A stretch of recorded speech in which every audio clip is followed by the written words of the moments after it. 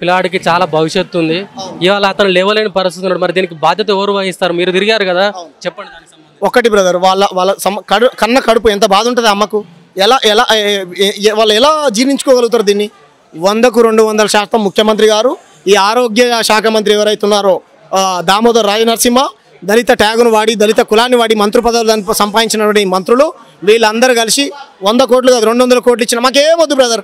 నయమయ్యేటట్టు 10 రూపాయలతోనైతే 20 రూపాయలతోనైతే 1000 రూపాయలతోనైతే 10,000తోనైతే ఆ పిల్లగానికి కాళ్ళు చేపియండి.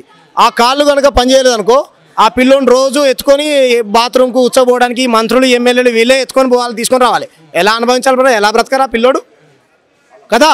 కాబట్టి నష్టపరిహారం కట్టిస్తారా? ఆరోగ్య మంచిగా ఇలాగ ట్రీట్మెంట్ ఖర్చులు ఇస్తారా? మొత్తం ఉన్నది మొత్తం అమ్ముకున్నాడు వాళ్ళ నాయన.